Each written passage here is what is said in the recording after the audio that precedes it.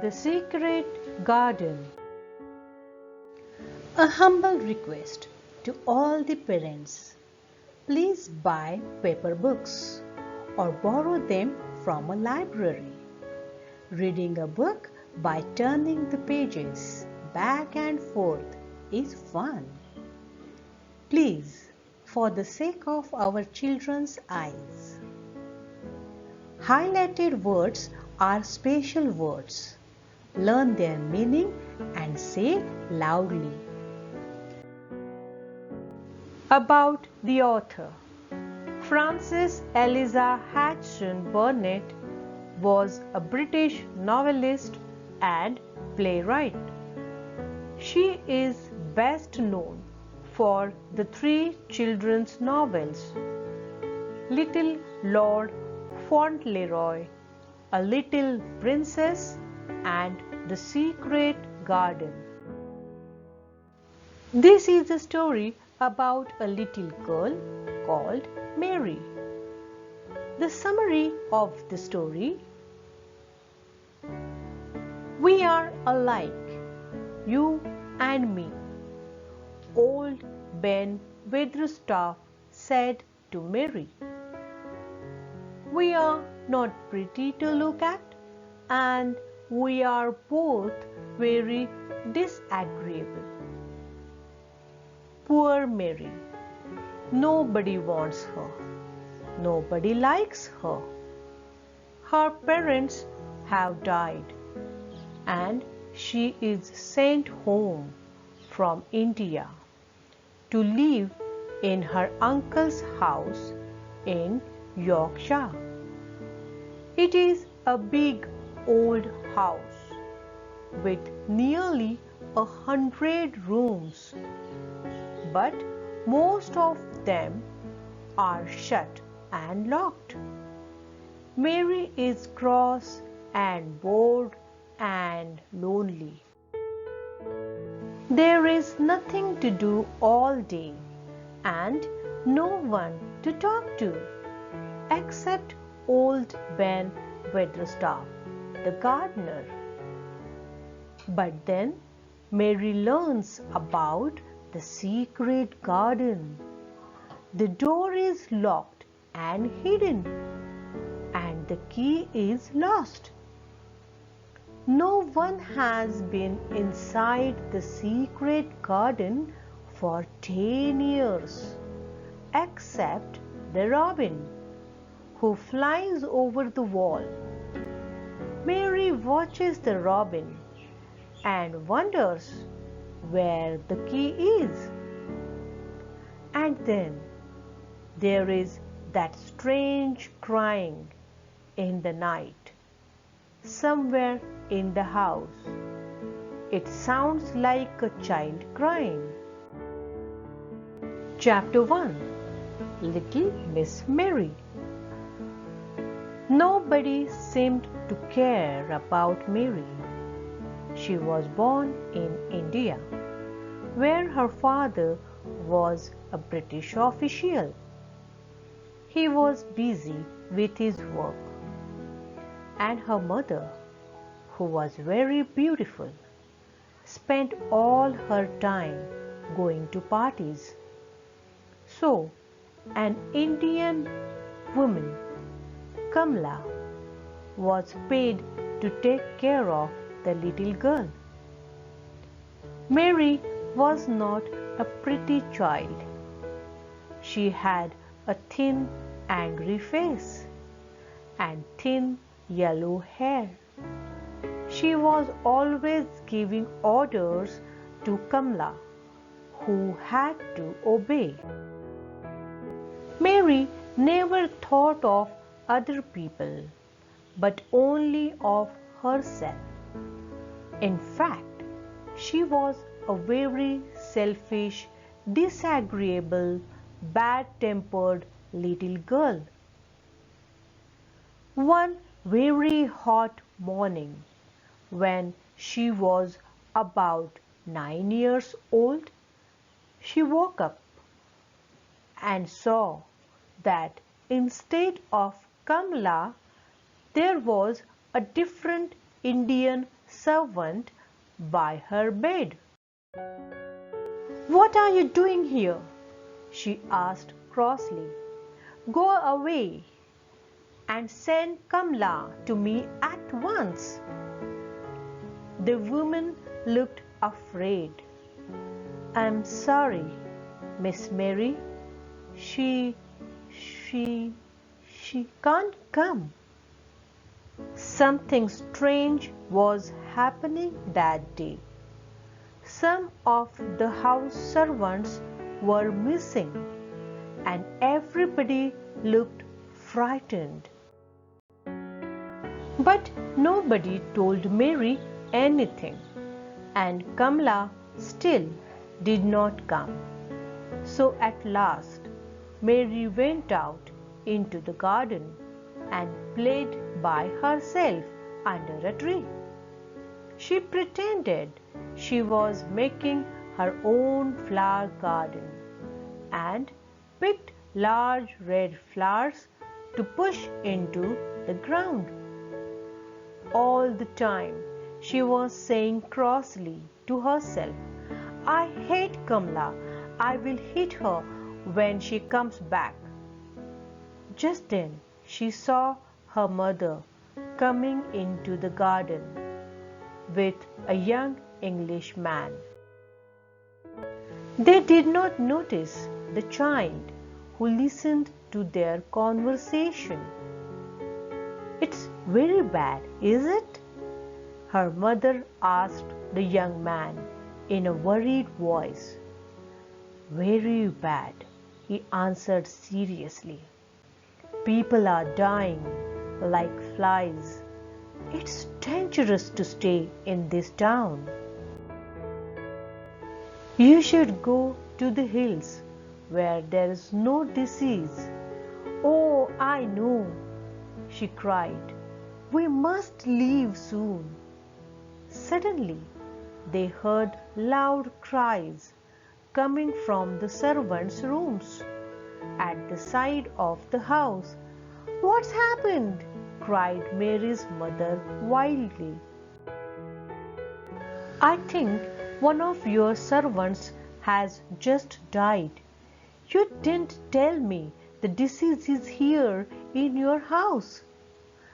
"I didn't know," she screamed. "Quick, come with me." And together they ran into the house. Now Mary understood what was wrong. The terrible disease had already killed many people in the town, and in all the houses people are dying. In Mary's house it was Kamla who had just died. Later that day, 3 more servants died there. All through the night and the next day, people ran in and out of the house, shouting and crying. Nobody thought of Mary. She hid in her bedroom, frightened by the strange and terrible sounds that she heard around her. Sometimes she cried and sometimes she slept. When she woke the next day, the house was silent. "Perhaps the disease has gone," she thought, "and everybody is well again. I wonder who will take care of me instead of Kamla. Why doesn't someone bring me some food? It's strange. The house is so quiet." But just then she heard men's voices in the hall. "How sad," said one, "that beautiful woman." "There was a child too, wasn't there?" said the other, "although none of us ever saw her." Mary was standing in the middle of her room when they opened the door. A few minutes later, the 2 men jumped back in surprise. "My name is Mary Lennox," she said crossly. I was asleep when everyone was ill, and now I am hungry. It's the child, the one nobody ever saw, said the older man to the other. They have all forgotten her. Why was I forgotten? Asked Mary angrily. Why has nobody come to take care of me? The younger man looked at her very sadly. Poor child, he said. You see, there is nobody left alive in the house, so nobody can come. In this strange and sudden way, Mary learnt that both her mother and her father had died. The few servants who had not died had run away in the night. No one had remembered little Miss Mary. She was all alone because she had never known her parents well. She did not miss them at all. She only thought of herself as she had always done. Where will I live? She wondered. I hope I'll stay with people who'll let me do what I want. At first, she was taken to an English family who had known her parents. She hated their untidy house and noisy children. She preferred playing by herself in the garden. One day, she was playing her favorite game, pretending to make a garden, when one of the children, Basil, offered to help. Go away, cried Mary. I don't want your help. For a moment, Basil looked angry, and then he began to laugh. He danced round and round Mary and sang a funny little song about Miss Mary and her stupid flowers. This made Mary very cross indeed. No one had ever laughed at her so unkindly. You are going home soon, said Basil, and we are all very pleased you are leaving. I am pleased too, replied Mary. But where is home? You are stupid if you don't know that, laughed Basil. England, of course. You are going to live with your uncle, Mr. Archibald Craven. I have never heard of him, said Mary coldly. But I know about him because I heard father and mother talking, said Basil. He lives in a big lonely old house and has no friends because he is so bad-tempered. He has got crooked back and he is horrid. I don't believe you, cried Mary. But the next day, Basil's parents explained that she was going to live with her uncle in Yorkshire, in the north of England. Mary looked bored and cross and said nothing. After the long sea journey, she was met in London by Mr. Craven's housekeeper, Mrs. Medlock. Together they travelled north by train. Mrs. Medlock was a large woman with a very red face and bright black eyes. Mary did not like her.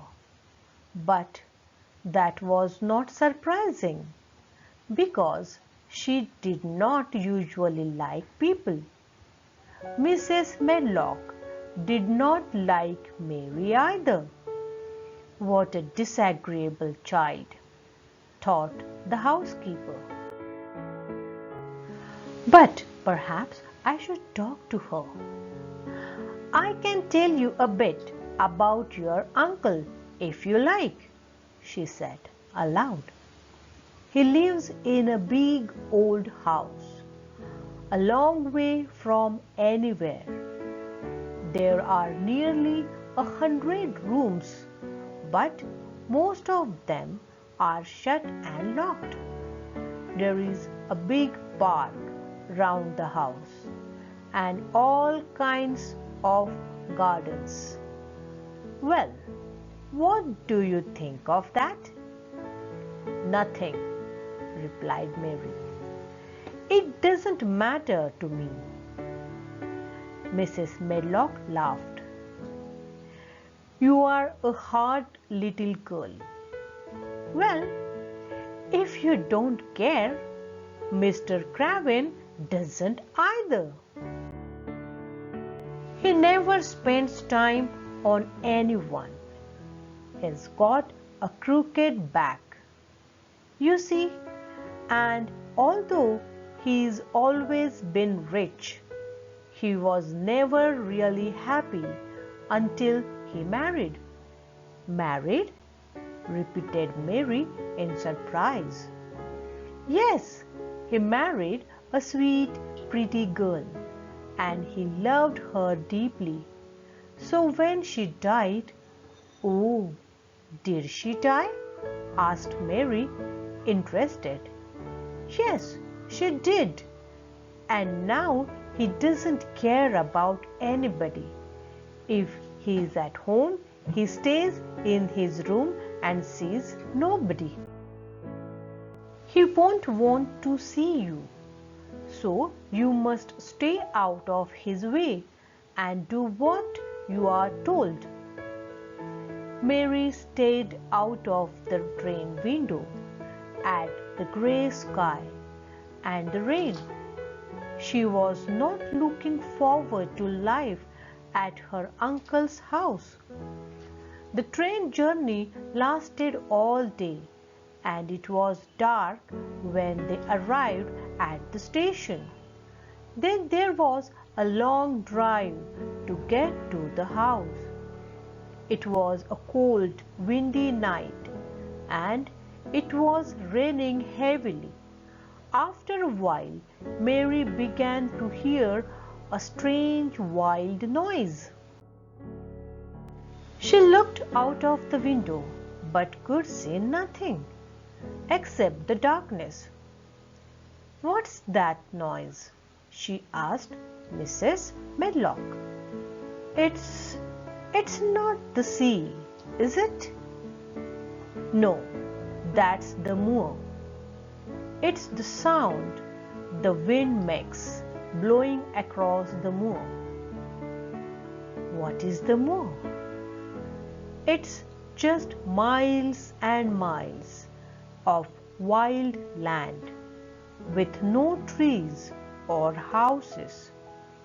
Your uncle's house is right on the edge of the moor. Mary listened to the strange, frightening sound.